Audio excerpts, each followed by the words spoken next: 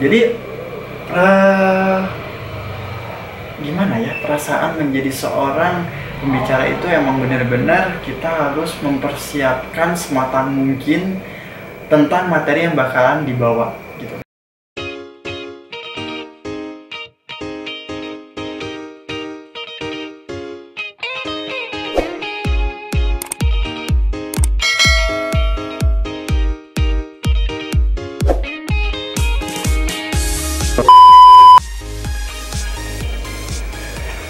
Assalamualaikum warahmatullahi wabarakatuh. Kembali lagi di channel saya, Faizal FH. Video kali ini saya bakalan sedikit curhat pengalaman gimana sih menjadi seorang pembicara di webinar atau seminar yang pastinya sih nasional ya gitu. Jadi pengalaman yang bener-bener deg-deg ser gitulah gitu. Jadi ngeri-ngeri sedap gitu bahasanya ya. Jadi kemarin kebetulan baru ngadain dari Universitas Nurtanio baru mengadakan seminar nasional, dan di situ saya sebagai pembicara dikarenakan permintaan dari narasumber pertama mengkolaborasikan antara SDM dan sistem informasi gitu. Oke. Sebelum lanjut ke video saya, jangan lupa subscribe channel saya, tekan tombol merahnya, padamkan, jangan lupa like dan share juga video-video saya ke teman kalian. Loncengnya juga ditekan biar tahu update video saya masuk ke notifikasi handphone kalian. Oke. Langsung aja, jadi baru beberapa minggu kemarin ya seminarnya dilaksanakan, dan gimana ya, perasaannya tuh perdana, jadi aduh ngeri-ngeri sedap gitulah pokoknya. Apalagi di sini pesertanya tuh nasional ya, dari berbagai kota, dan kemarin saya baru minta data-data dari panitia, ternyata ada dari Papua, dari Sulawesi, Sumatera, Kalimantan juga ada, Madura juga ada. Kalau misalkan Jawa sih udah hampir semua ada ya. Dan itu suatu kebanggaan bagi saya di saat menjadi pembicara di sekelas seminar nasional tuh benar-benar. Dan yang saya salut itu dari narasumber pertamanya, saya ucapkan terima kasih kepada Ibu Suryani Stila ya. Jangan lupa subscribe juga channel beliau. Jadi beliau lah yang mengajak saya gitu untuk berpartisipasi di webinar nasional ini. Berhubung saya sudah terjun di IT ya, menjadi analis, dan sebelumnya juga saya sudah membuat video tentang pengalaman menjadi seorang sistem analis itu seperti apa ya. Nanti video sebelumnya di deskripsi aja saya taruh, saya simpennya ya. Kalian boleh nonton, teman-teman boleh tonton semua. Dan satu lagi sebelum lanjut, terima kasih banget buat teman-teman yang udah nge-subscribe sampai detik ini sudah mencapai 1000 lebih. Saya ucapkan terima kasih banyak kepada teman-teman semua gitu ya. Oke, jadi gimana ya, perasaan menjadi seorang pembicara itu emang benar-benar kita harus mempersiapkan sematang mungkin tentang materi yang bakalan dibawa gitu kan, yang bakalan kita paparkan gitu ya. Dan pengalaman saya saya anggap atau gimana ya, jadi seperti mengajar aja lah gitu ya. Dan terkadang yang namanya membawakan sebuah seminar itu kan menggunakan PowerPoint ya, dan di situ saya hanya menggunakan PowerPoint hanya beberapa halaman sedikit sih, tapi emang mengembangkannya aja gitu. Kita kembangkan lagi materi-materi yang kita bawa gitu. Dan yang paling utama menjadi seorang pembicara itu bagi saya pribadi itu penguasaan materi yang benar-benar kita harus paham. Jadi jangan sekedar oh tahu atau gimana, tapi benar-benar sih kalau menurut saya itu pengalaman itu penting. Apalagi di sini saya seorang praktisi dan sudah membuat sistem di beberapa perusahaan ya.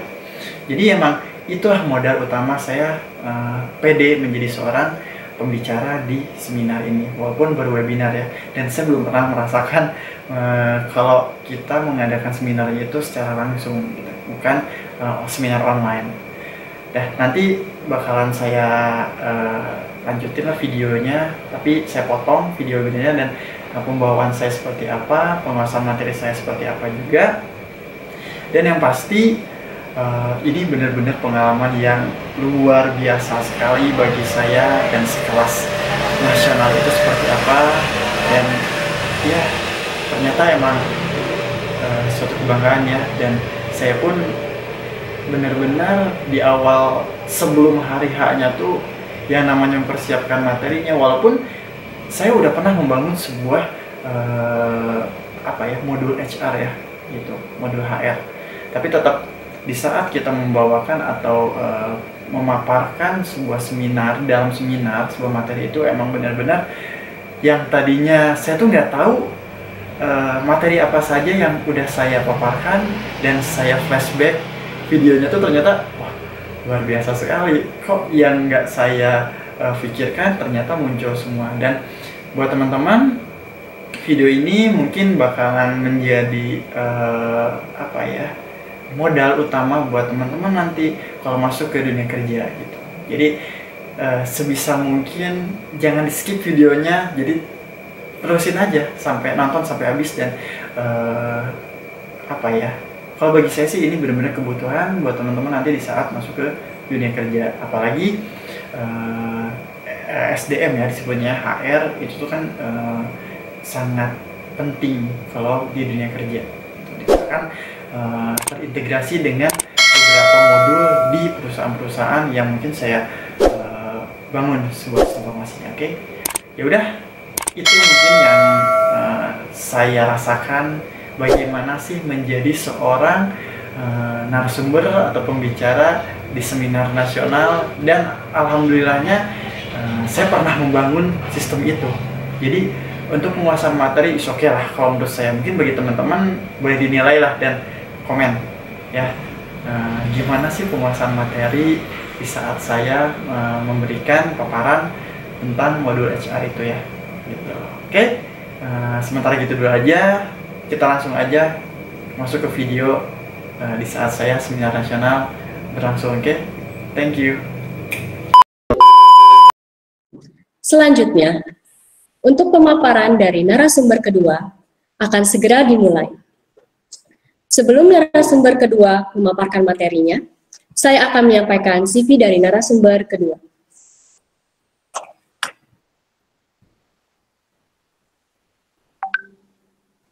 Narasumber kedua, Bapak Faisal Fahmi Hamzah Eskom. Beliau adalah Teknik Informatika Konsentrasi Sistem Informasi. Beliau adalah Sistem Analis PT Sekar Arum Jaya Transporter Karawang. Beliau adalah Sistem Analis PT Indonesia Express Transportama Bekasi. Beliau adalah Sistem Analis CV Benua Baja Bandung. Dan beliau Sistem Analis PT Bimeta Karnusa Bandung. Saat ini beliau ada di staf Lembaga Pengembangan Pendidikan dan Penjaminan Mutu LP3M Universitas Murtanio Bandung. Kepada Bapak Faisal Fahmi Hamzah Eskom, saya persilakan.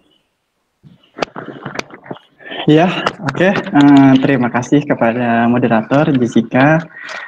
Sebelum lanjut ke pembahasan materi, saya ucapkan terima kasih juga kepada Bapak Dekan, Pak Aji Komarudin, SMSI, juga Bapak Dekan Vicky, Bapak Gunawan Wibisono, STMSC, yang telah berkenan memberikan kesempatan kepada saya sebagai pembicara di acara webinar ini.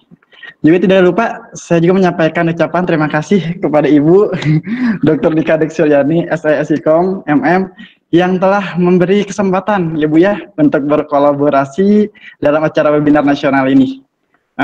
Hal ini merupakan suatu kebanggaan ya Bu ya bagi saya, dikarenakan mungkin di era yang semakin canggih gini Bu, emang harus dikaitkan Bu, atau dikolaborasikan, diintegrasikan juga ya Bu ya antara HR dan sistem informasi Bu gitu. Ya, betul, sangat diperlukan banget itu. Ya, jadi sebentar langsung aja mungkin kita.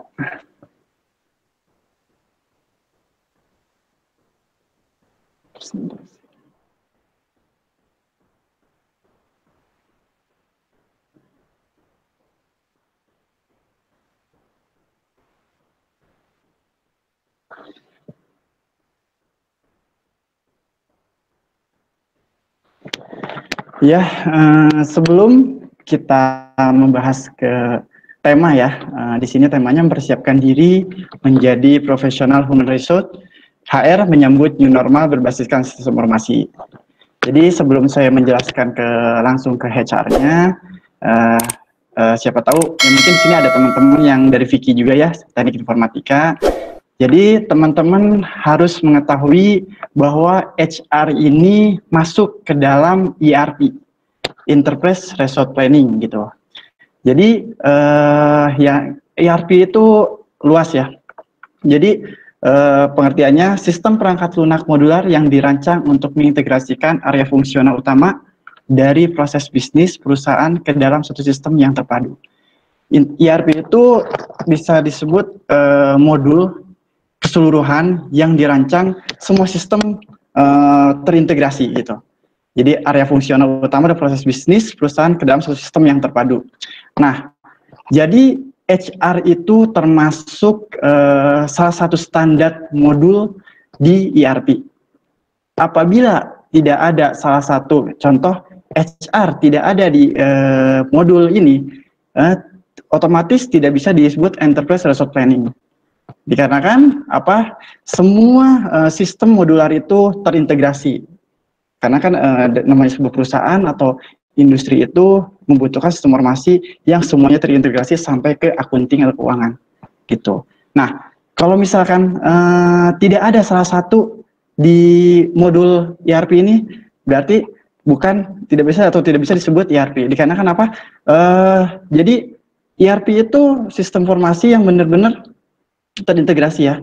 Kalau misalkan tidak ada salah satu dari modul itu disebutnya sistem informasi manufaktur, dan kebanyakan industri itu menggunakan sistem informasi manufaktur. Dikarenakan ya barusan tidak ada salah satu modul standar yang ada di ERP. Kita lanjut aja. Nah, yang saya bahas barusan modul standar yang ada di ERP diantaranya modul finance atau accounting, itu kan keuangan, mungkin teman-teman juga udah tahu dari bahasanya. Modul logistik dan persediaan, sumber daya manusia, HR yang bakalan kita bahas sekarang, bisnis proses. Jadi bisnis proses support itu setiap perusahaan memiliki arus kerja, solusi, industri yang terkait satu sama lain. Kedua hal tersebut biasanya digunakan sebagai alat kendali atas apa yang berada di setiap unit fungsi di dalam perusahaan. Jadi bisnis proses support itu alur kerja. Makanya di sini kenapa teman-teman mahasiswa apabila mendapatkan mata kuliah sistem informasi manajemen itu pasti diajarin atau mendapatkan materi flowchart, pembuatan flowchart, dikarenakan kita sebagai mahasiswa nantinya bakal masuk ke dunia kerja dan itu harus kita wajib memahami atau mengerti tentang flowchart, dikarenakan kita harus mengerti juga tentang bisnis proses yang ada di perusahaan yang bakalan kita kerja gitu di industri atau di perusahaan yang bakal kita kerja. Terus langsung ke SCM, Supply Chain Management, itu penggunaan modul yang baik akan menghasilkan solusi yang efektif dalam penghematan biaya perusahaan. Optimalisasi perencanaan, penyimpanan dan pemanfaatan logistik sangat membantu memperbaiki prediksi permintaan yang efisiensi terhadap perusahaan ya, operasi perusahaan. Gitu. Lanjut ke CRM, Customer Relationship Management, yaitu layanan dari mungkin kalau misalkan dari logistik ya, logistik itu kan ada bahasanya dari kita open PO gitu kan, terus menjadi bahan setengah jadi sampai ke finish good sampai ke pelanggan gitu atau customer-nya, itu disebutnya Customer Relationship Management. Oke, kita langsung aja ke intinya. Di sini ada sistem perangkat lunak HR yang kompeten, idealnya harus memiliki yang tadi dibahas sama Ibu ya. Ada rincian data karyawan, deskripsi tugas setiap karyawan, database kemampuan, daftar kehadiran, perencanaan, catatan pekerjaan sehari-hari, daftar gaji, dan daftar gaji itu harus dikaitkan dengan modul akuntansi dan operasi organisasi. Jadi di sini saya memaparkan sesuai dengan pengalaman saya di beberapa perusahaan, dikarenakan yang namanya modul atau sistem informasi itu tidak mungkin paten ya, atau terus begitu saja gitu, dikarenakan di mana-mana itu yang namanya perusahaan memiliki bisnis proses tersendiri. Jadi pengalaman saya untuk membangun sistem itu tidak mudah, dikarenakan kita harus ada wawancara setiap bagian-bagian atau sub-sub bagian agar semuanya match. Dikarenakan kalau misalkan tidak match, atau mungkin saya sebagai programmer menjual produk yang ada tidak terpakai, mungkin sudah mahal-mahal belinya atau membangunnya sebuah sistem tapi tidak terpakai. Tapi kalau misalkan kita menyesuaikan dengan bisnis proses dari perusahaan itu, otomatis pasti terpakai, dikarenakan sesuai dengan keinginan perusahaan. Nah, di sini HR yang saya pernah kerjakan diantaranya ini, ya. Jadi dari poin pertama sampai ke poin daftar gaji ini sebenarnya bisa dijadikan satu bagian ya. Nah, di sini rincian data karyawan sampai daftar gaji biasanya yang saya pernah kerjakan itu masuknya ke penilaian kinerja, ya. Gitu. Tadi kan Ibu juga dari narasumber pertama di situ menerangkan dari performa manajemen atau mungkin dari kinerja ya, atau jadi di sini penilaian kinerja, dan saya sempat menganalisis juga beberapa HR yang ada di perusahaan-perusahaan BUMN dan perusahaan-perusahaan swasta juga. Nah, di situ itu yang saya pernah konsultasi dan juga saya pernah analisis ya, yang terutama yang berusaha sudah disebutkan oleh moderator, ada perusahaan PT Sekar Arum Jaya. Jadi di situ kita ngebangun sebuah sistem hampir mendekati perusahaan angkutan yang mungkin di seluruh Indonesia ini sudah terkenal ya. Nah, jadi hampir mendekati seperti itu. Dan HR-nya pun kebetulan di akhir pembuatannya, dikarenakan emang HR itu agak rumit dari segi pengerjaannya, dikarenakan langsung saya ambil contoh aja ya. Nah, HR itu, tadi kan saya bicara penilaian kinerja. Penilaian kinerja itu, di sistem informasi itu, kalau kita buat, ada yang namanya modul master data. Nah, di situ, master data itu banyak inputannya. Inputannya dari mana? Mengikuti standarisasi sebuah perusahaan yang kita buat. Gitu. Misalkan HR dari HRD, dari bagian HRD-nya memiliki standar. Nah, itu nanti dimasukkan ke sistem atau dimasukkan ke master datanya. Nah, otomatis dari master data itu semua syarat-syarat yang dibuat oleh HRD manager itu semua ada di situ. Contoh, kita bicara kinerja karyawan. Kinerja karyawan itu sebuah perusahaan memiliki standarisasi. Contoh, apakah untuk kenaikan jabatan itu seperti apa? Berapa lama? Kita ambil aja dari HRD manager, contoh 5 tahun kenaikan jabatan atau penyesuaian jabatan atau titel. Nah, di situ kita input ke master datanya. Nah, master data lalu dari situ langsung di saat sudah 5 tahun itu nanti sistem bakalan memberikan notifikasi bahwa karyawan ini sudah 5 tahun bekerja dan sudah layak naik jabatan. Tapi sampai di situ belum beres sampai di situ gitu. Kenapa? Dikarenakan masih ada penilaian dari HRD manager gitu. Nah, penilaian HRD manager seperti apa yang saya tahu dan saya pernah membuat juga penilaiannya seperti contoh barusan, database kemampuan, deskripsi tugas setiap karyawan, daftar hadirnya seperti apa, bagus atau tidak, catatan pekerjaan sehari-harinya gimana. Nah, itu juga penilaian, termasuk penilaian dari HRD. Bisa 5 menit lagi. Oh iya, itu. Nah, di situ. Jadi semua itu bakalan memberikan notifikasi, dan yang lebih pentingnya dokumentasi untuk para karyawan. Apalagi kalau misalkan karyawannya udah ratusan atau ribuan. Kalau misalkan kita masih pakai pembukuan, gimana ceritanya gitu kan? Aduh, ini apakah karyawan kita sudah layak sudah naik jabatan atau belum? Nah, kalau misalkan hanya banyak ditaruh di pembukuan atau kertas tiba-tiba hilang, kan kita nggak tahu. Kalau di sistem itu ada backupnya, gitu. Ya, lanjut aja. Bagaimana sistem informasi HRM dapat membantu Departemen HR? Perangkat lunak HRM menyimpan data karyawan termasuk keterampilan karyawan, detail penilaian, keterampilan tambahan, atau pengalaman karyawan. Pelatihan yang diberikan oleh perusahaan dan lain-lain yang berguna bagi manajer HR selama perekrutan, pemindahan, dan penilaian. Bila ada akan kekosongan dalam organisasi, manajer HR secara langsung dapat memeriksa data karyawan dan mencari pengganti karyawan yang kosong tersebut. Dengan cara ini, perusahaan dapat menghemat biaya pada proses rekrutmen, dan pada saat bersamaan karyawan juga akan merasa dihargai dan diakui perusahaan yang terus memotivasi mereka. Contoh, apabila di sini karyawan kontrak dan kita sudah menggunakan sistem, otomatis namanya karyawan kontrak itu sudah ada masanya. Nanti setelah 3 bulan sebelum kontrak itu habis, sistem sudah memberikan notifikasi bahwa karyawan ini 3 bulan lagi habis kontraknya, apakah mau diperpanjang atau tidak. Apabila tidak, otomatis harus mencari lagi karyawan baru untuk penggantinya.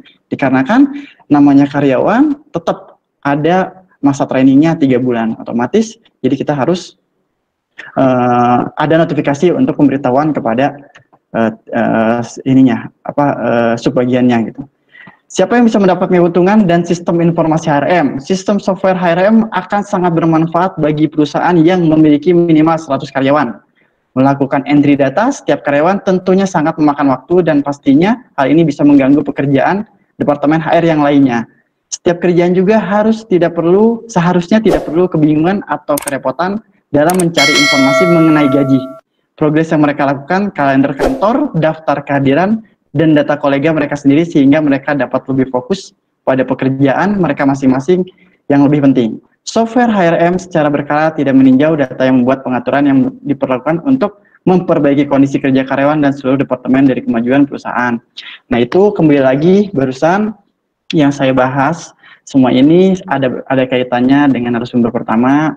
Yang pertama penilaian kerja, performa manajemen juga gitu kan, dan yang namanya HRM itu harus banyak open communication juga gitu. Jadi menurut saya HRM ini sangat dibutuhkan, apalagi dengan kondisi new normal ini, banyak karyawan-karyawan yang udah dirumahkan.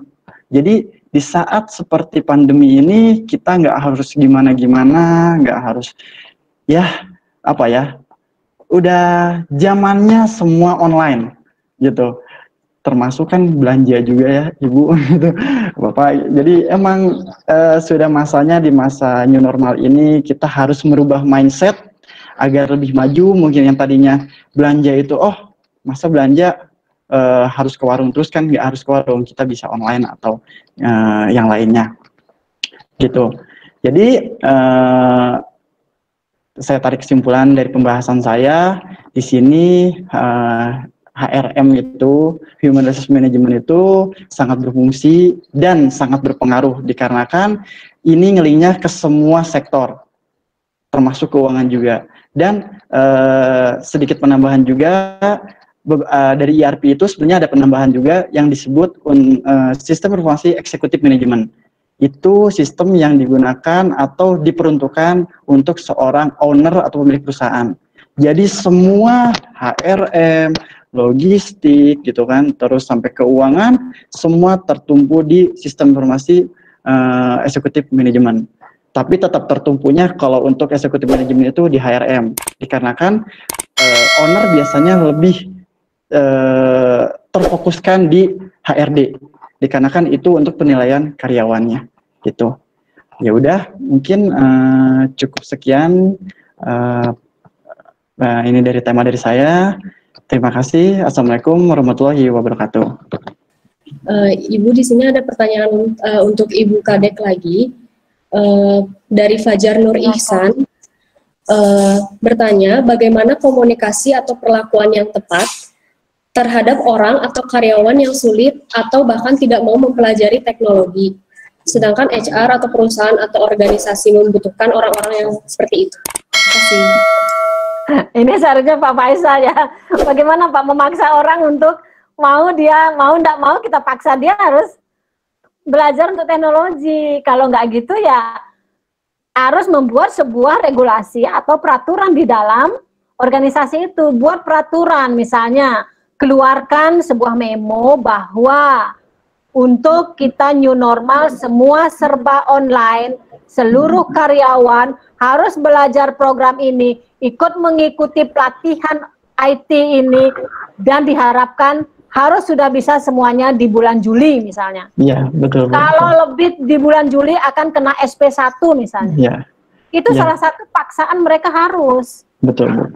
Kita Ya tidak kan? bisa bisa menjaga karyawan itu yang nggak mau belajar di tempat kita. Nanti akan berdampak daripada kemajuan organisasi. Bagaimana kalau absen aja dia nggak bisa? Betul, Bu. Ya, ada kan ini, Bu. absen tulis, ada ceklek betul. aja. Bagaimana dia tuh fingerprint dia nggak bisa? Iya. Ya, Atau betul, membuat Bu. PO online misalnya. Betul. Dia nggak bisa. Iya. Ya harus kita sedikit memaksa dengan kita membuat sebuah aturan internal. Jadi Iya. seperti itu. Merubah mindset ya Bu ya, yang kata saya barusan kan, kita harus merubah mindset menghadapi era globalisasi yang semakin canggih ini gitu. Dikarenakan emang sih Bu, yang saya tahu emang sama ini mahasiswa itu untuk segi sistem informasi itu emang agak harus lebih digojlok lagi Bu, untuk materinya gitu loh Bu. Kalau menurut saya ya Bu ya gitu. Dikarenakan kita masuk dunia pekerjaan itu kan lumayan Bu. Jadi kalau misalkan ilmu kita kurang dari segi sistem informasi dan semuanya di saat masuk ke perusahaan itu semuanya sudah sistem informasi Bu gitu. Jadi buat teman-teman ya saya ingetin lagi harus banyak baca, juga mungkin browsing dan pastinya ada tiap kurikulum tuh pasti ada mata kuliah yang berbau atau mungkin yang inilah ke sistem informasi Bu. Seperti kalau di kami ada SIM, ada sistem informasi berbasis komputer. Nah, itu yang harus mungkin kalian seriusin untuk mendapatkan ilmu dan materinya. Itu aja sih Bu. Betul. Sangat betul sekali ya. Karena kita mau nggak mau, kita mau masuk ke sebuah organisasi apapun sekarang sudah online. Misalnya nih HR di kepala kita udah punya dasar daripada HR itu sendiri. Tapi kalau kita tidak bisa operate, bagaimana menginput data karyawan, bagaimana mengkalkulasi BPJS, bagaimana menghitung pajak karyawan. Itu kalau kita nggak belajar itu online semua itu. Memaksa diri belajar itu harus sedikitnya harus kita. Karena kan terintegrasi Bu, kata saya kan barusan contoh lah kayak payroll itu harus terintegrasi dan akuntansinya. Nah makanya itu seperti itu Bu. Begitu Jessica.